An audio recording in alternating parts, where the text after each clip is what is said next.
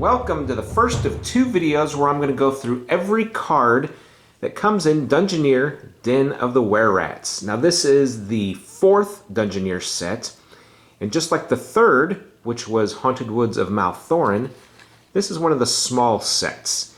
Now it only comes with one 55 card deck. So instead of 6 new heroes, we're only going to be seeing 3 new ones. We've got the Thief, the Guard, and the Alchemist. And this takes place in a city. So it is considered a wilderness set. So the cards will have white borders. And like I said, we'll be in the alleys and some seedy sites around town. You'll see all that in the next video. But this is considered a city set. And one of the predominant enemy types, Wererats, of course. A lot of vermin scuttling around in the dark corners of the city. So in this video, I'm going to go over all of the adventure cards. Those are the brown-backed cards. All the other cards will be in video number 2. So adventure cards can be purchased with either glory points or peril points. And I'm going to go over all of them. But we're going to go over glory cards first. And there are 2 kinds of cards that you can purchase with glory. Those are the yellow treasure cards and the blue boons. Okay? So we're going to look at the yellow ones first. Now, of the treasure cards, there are 3 types in this set. The first one, the instant, which can be played at any time, and when you play it, it's discarded.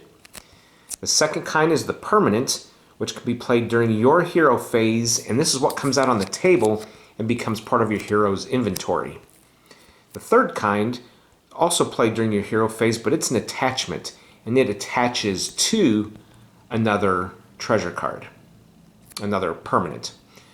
Now, these permanent ones count towards your treasure card limit.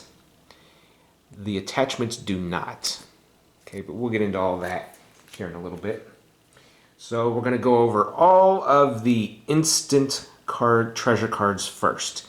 Now, I do want to point out this does have a set symbol. It's down there in the corner. I think it's a little rat.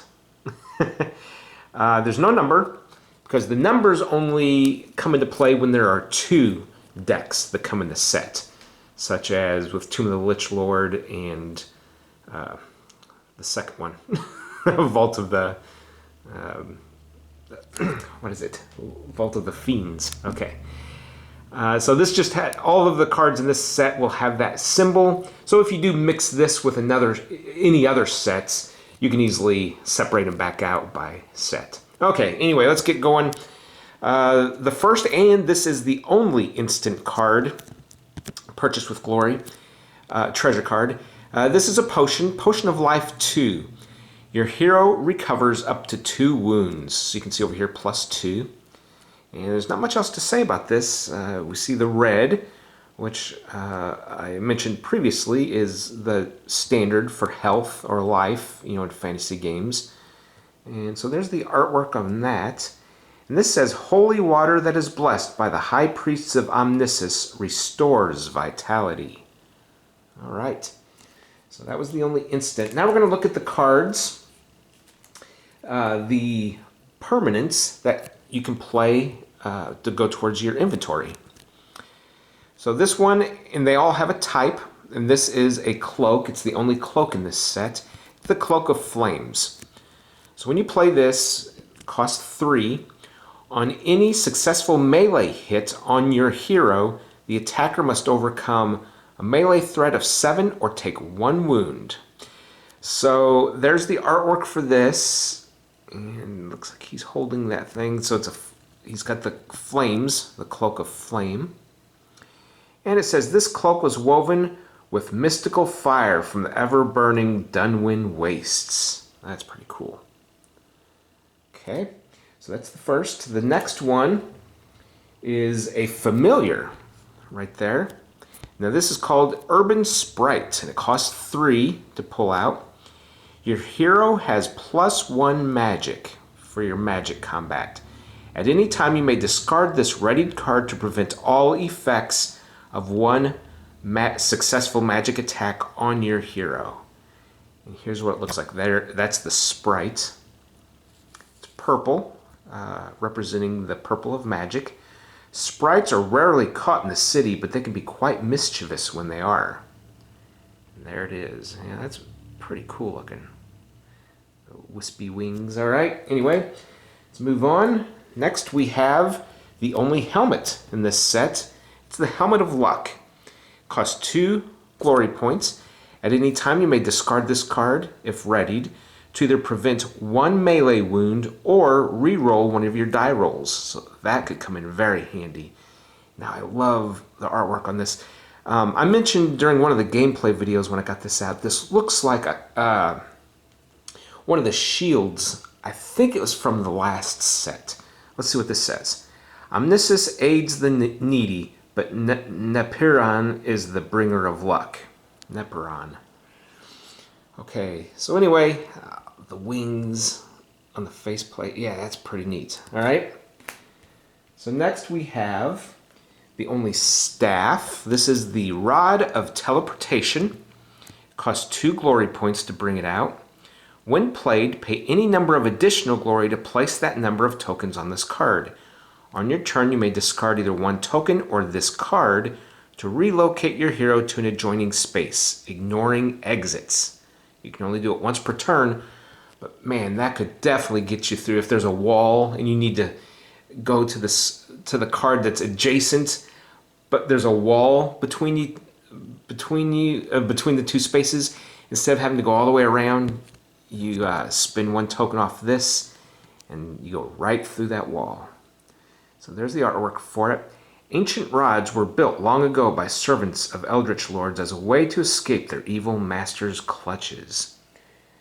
Okay, now, in previous card videos, what I would do is show this particular hero here is the Human Alchemist from this set. So they use the heroes from the set on a lot of the cards. But instead of showing that every time, I'm just going to use the magic of editing. And like in this case, I'll say, all right, there is the Human Alchemist. And you'll see her up in the corner. You can compare the artwork. Okay, so next we have Bug Biter. This is a weapon. Costs 3 glory points to get out. Your hero has +1 melee. Your hero rolls 1 additional die in melee combats against vermin, and you choose the highest roll. Now that's great in this set because vermin, there's a lot of vermin. Of course, wererats, you know. Bugbiter was forged in the dwarven mines of Nim Azul to slay creepy, crawly things. And look at that. Cut the tail off of a rat, or a vermin, I should say. Look at that. That's a pretty neat looking sword. Okay, so that is the last treasure card of permanent. Now this is the only attachment. It's a gem. It costs 2 glory points, and this attaches to any other treasure card you have in play, in inventory. The attached treasure gains might. So let's see what might is. Your hero has +1 melee. If attached card is subject to a forced discard, you may discard this card instead. Okay, so basically it gives you +1 to melee, but if you would have to get rid of one of your good treasure items, and this is attached, you can get rid of this instead, and that way you get to keep that item. And that's what the gem looks like. And we have here, deep in Nim Azul, the dwarves have uncovered gems of great power. Looks like they have. Okay, so that's all the treasure cards. Now when we get to boon cards, there are 2 types in this set. We have the instants, which can be played at any time. And then we have the permanents, which can be played in your hero phase. And again, these come out to the table and are part of your inventory, part of the limit. Each hero has a limit of how many treasure cards they can have out and how many boon cards they can have in inventory. And that does not mean in hand. Okay, so instant cards, there are 2 in this set. The first one is Imperial Blessing, costs 3 glory points, and when you play this, the target Bane card is canceled and discarded immediately. And there are quite a few Banes, pretty mean ones in this set, so this card could really come in handy. Let's see, Priests of Omniscience can heal, but the Priestesses can truly bless. We got all the red candles there. Alright, there it is. Alright, and then the other one is Warp to City. It's a 3 glory cost, and it's a warp type of instant. Relocate your hero to any urban space. This ends your hero phase immediately. And most of the cards in this set are urban because it takes place in the city. But there are some on the outskirts that are not part of the urban setting. Ancient spells of power allow one to walk through the ethereal void. And there is a character. And I would say that that is the thief. Let's see, she's got the long hair. Yeah, I'm saying that's the thief. Okay. So the other type of boon is the permanent. This is what comes out onto the table in your inventory. And for 3 glory points, you can have invisibility. Now here is a new keyword, upkeep. We haven't seen that in the other sets. Upkeep is part of the first phase, and what you have to do is pay 2 glory points or this card returns to your hand. So while this card is readied, your hero cannot be attacked with melee. If your hero initiates a melee attack, discard this card. So that makes sense. It's just like any other fantasy game. If they don't see you, they can't attack you with melee. But the minute you attack, that cancels the invisibility. All right, people do the craziest things when they can't see you. Ooh, look at the rats over there. Okay. Now that's definitely the thief. Yeah, definite match. Okay. Next we have Vermin Strike. Now this is a maneuver. The first one, that one was an invocation. Okay. So this one is a maneuver. It's called Vermin Strike. It costs 3 glory. And while it's out, your hero has +1 melee. Your hero rolls 1 additional die in melee combat against vermin, which again is perfect for this set, and you choose the highest roll when you roll both of them. Vermin, I hate vermin. Yeah, look at all of them. There he is. He's got that Vermin Strike getting ready to go. Now that is the Dwarf Guard from this set. Okay. Next we have the first of 2 spells. This is Vermin Resistance, costs 3 glory. Your hero has +1 magic and +2 magic against vermin. Nice. Okay. They laughed at me when I specialized in vermin. Who's laughing now? And look at that. Oh yeah. She's really getting back at that rat. Now that's the Human Alchemist. Okay. Next, the other spell is Zum's Dancing Arrow. Costs 4 glory. It's your hero has +1 magic, and on a successful magic attack, on a magic hit, one target hero or monster of your choice in your same space must overcome the magic threat of 5 or take 1 wound. So really, this is a way you can do 2 damage on one, or hit one and then use this on a different one, because it could be either a hero or a monster of your choice. So very versatile. That's probably why it costs 4. I like how it bounces from one opponent to another. Oh, you can see the bounce there. And it's purple, magical. I like that. And there again, that's the Human Alchemist. Okay. Next we have a talent. Now this is Eidetic Memory. It costs 2 glory, and it says your hero may have 2 additional boon readied. I can recall the horrors that befell us the day the Wererats took over Lethem. Anyway, so there's that, and I think, yeah, I'm pretty sure that is the alchemist. Because of the thing on her head and the long hair, of course. And that could really help. Let's see, a couple of them can heroes can only have 2 boons in their inventory. So if you have this as one of those, then you'd still have 1 other boon and these 2. So you could actually have 3 different boons. So yeah, that's a pretty good card for those. And finally, Vitalis. This costs 4. It's regeneration. You recover 1 wound when the card is played, and there is an upkeep with this where you have to play 1 glory or the card returns to your hand. If your hero has less than 3 wounds, recover 1 wound after paying upkeep. So that's awesome. That's a good way to make sure you stay healthy to some degree. My arm is growing back. How weird. And again, he has slayed a big rat. That's a big rat. And that is the Dwarf Guard. And with that, that is all the glory point cards. Now let's take a look at the peril points. Those are the red ones. And there are 2 types. There are the encounter cards, which are red, and the Bane cards, which are gray. And they've got this crossbones symbol.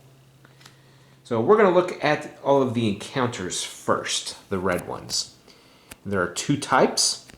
There are the instants, which are traps, and there are the monsters. That makes up most of them. And these can only be, both of these can only be played during your Dungeon Lord phase. Okay, now in this set there are 2 traps. They both have the same threat value, but you'll see one is melee and one is magic. Okay, the first one is Dancing Blades, and it costs 3 peril, and it reminds you that traps affect all heroes in the same space, so you should never throw a trap on someone next to you. So when your opponent tests against melee, then you get a 5 or better, and if they fail, the blades inflicts 1 wound, and the opponent must discard 1 ready treasure of the choice. And but if they succeed, then they gain 1 glory point. The other trap is a magic barrier, and costs 3 peril to play. They must test against magic and get a 5 or better. If they fail, this inflicts 1 wound, and opponent must discard 1 ready boon of his choice. And if they succeed, the opponent gets 1 glory point. So let's go back to the Dancing Blades. The Wererats have installed deadly dancing blades to protect their lair. Oh, so that's where that comes in. That's pretty cool. And that's the thief. We see her dancing around there. All the blades. Okay. And then when we look back at the magic barrier, that's what this one looks like. Look at the pretty shimmering lights. And I'm pretty sure that's the thief again. Okay. All right. Let's move on from there. Now the big one, all the monsters. Okay, the first monster, this is a demon. Now this is the only demon type in this set. And this is Baal Bereth. Cost 4 peril. And it's going to attack with magic. It gets a +4 bonus. And it has chills. When Baal Bereth attacks, all heroes in the same space must overcome melee threat 4 or take 1 wound. And on a successful magic attack, it will inflict 1 wound. And it has 2 hit points. This says, I've been summoned from the infernal realm to serve the Master Wererat. Look at that thing. That is pretty cool looking. 6 eyes. Alright, so that is the only demon. Okay, next we have 1 undead. Now this is the Alluring Vampire. She costs 4 to bring out. She's going to attack with magic. She gets a 4 bonus. And on a successful attack, she's going to inflict 1 wound, and the opponent must overcome a magic threat of 4 or be relocated to an adjoining space. She has 2 hit points. Many beautiful ladies have disappeared and come back with a thirst for blood. Yeah, I bet. That's very cool. All right. And I believe the rest of these monsters are vermin. So we have the Master Wererat. This is the big one. He costs 5 to bring out. And he can attack with either melee or magic. Melee, he gets a +4 bonus. Magic, he gets a +3. All other vermin have +1 magic this combat. I mean, melee this combat when this card attacks.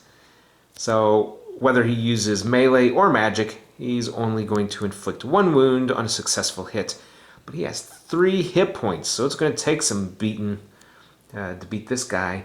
My minions warned me about you, but you should have been warned about me. Yep. There he is, some kind of medallion hanging around his neck. Look at those claws. Yep, a very cool cloak. I like that hood. Okay, so next we have a rat swarm. Again, it's vermin. Only costs 1 to bring out, but man, this one builds up quickly. So it's going to attack with melee, and it only gets a 1 the first time it attacks. But rat swarm, okay, so let's go down here. Let's say it attacks and it hits. So a successful melee hit inflicts 1 wound, and then you place 1 token on the card. Okay, so then the next time it attacks, it's going to do melee with a 1, but Rat Swarm gets 1 additional attack per combat for each token on it. So the second time, if it's got a token on it, it's going to attack twice. And it only has 1 hit point, but you may remove 1 token to remove 1 wound from the card. So this thing really pumped up, and I think this is what killed one of my heroes in one of the games. I can't remember if that was one I did a video on or just one of my games off the screen. But anyway, my swarm will gnaw relentlessly upon you. And look at that swarm, they're just waiting. And that is the dwarf guard. All right, so man, that's a good one. Next we have just the regular Wererat. Now it costs 1 to bring out.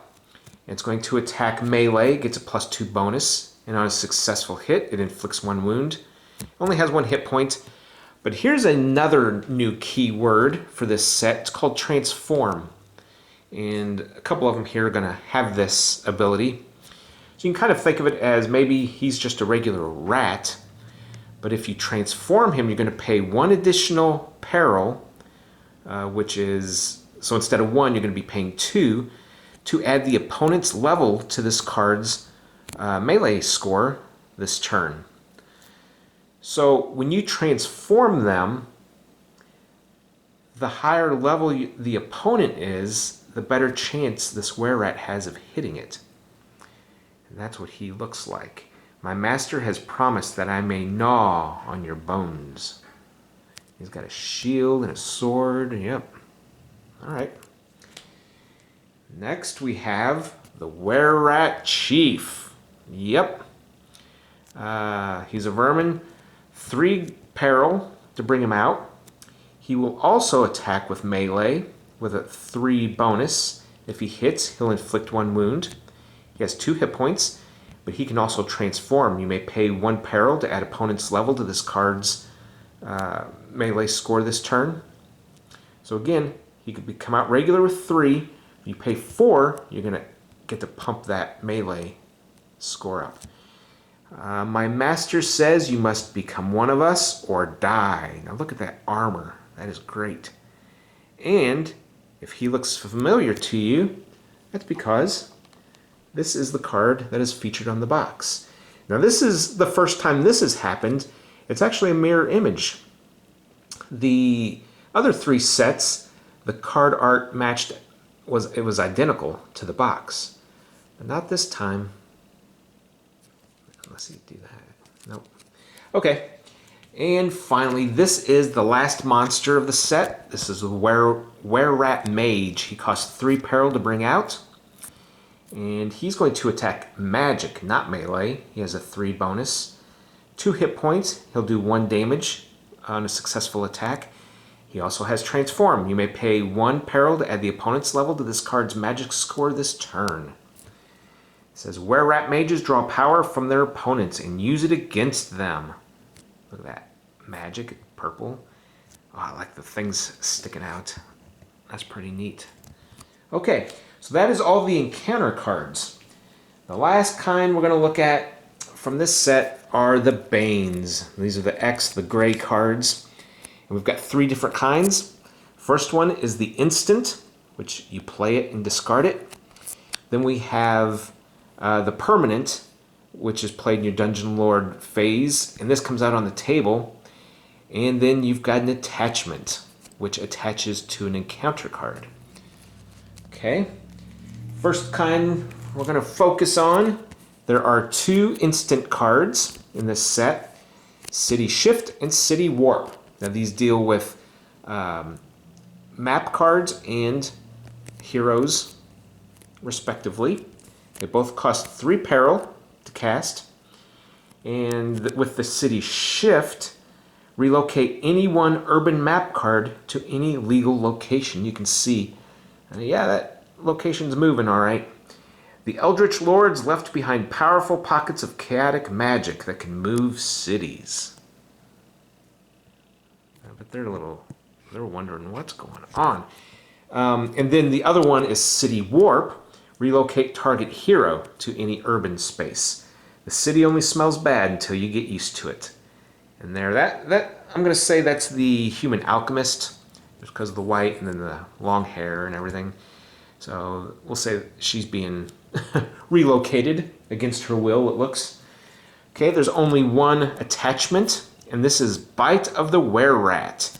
Now this attaches to a vermin-type monster, and that monster gains lycanthropy. I don't know how to pronounce that. Anyway, it costs 1 peril point to bring out. Now, the ability on a successful melee hit, opponent must overcome melee threat of 7 or become a vermin. Attach this card to him. The attached hero has +1 melee, but -2 on magic. So very interesting. It's the first time that a card can go from... Oh, wait a minute. Attach... Yeah. First time a card goes from a monster to a hero. Yeah, this one actually never came up in my gameplay, so I had to stop and think about this one. A strange fever overcame me after being bitten. I now hunger for cheese. Now look at that. He's being bitten big time. And if I had to guess, I would say that is the Dwarf Guard again. Yep. Okay, and that's the only attachment. So finally, we have 3 permanent cards that will be played onto the table. This first one is a curse. It's called Vermin Proliferation. It costs 4 peril points. Once per turn on your Dungeon Lord phase, take any 1 vermin from the discard pile and place it in your hand. But when you do, you're going to collect 1 peril point. So there is a downside to it. It's like playing with dark magic. The vermin are mine to command, and there they are. You see him bringing them back from the discard pile. Okay. The next one is... Oh, look at this. It is a Diablary. I've never seen that word in my life. Okay, this is an Evil Vortex, and it costs 4 peril points. Once per turn on your Dungeon Lord phase, remove 1 glory from another player to place 1 peril on this card, and you may spend this peril at will. I've actually used this card. It comes in handy. It's like a nice peril bank. A malevolent force has decided that you shall lose. And look at it. Sure it is. Yeah, red skull. Yep. I like it. And finally, this is the last permanent Bane card. Vermin Rage. Now this is an enhancer. Costs 2 peril. All vermin you control have +1 melee. There he is. Look at those teeth. That's one big mean rat. Okay, and that is the final Bane card. Alright, so those are all the adventure cards that come in this set. If you're interested, come back for the next video. That will feature the rest of the cards, which will include quest cards, hero cards, map cards, and then all the miscellaneous. So thanks for watching. See you next time.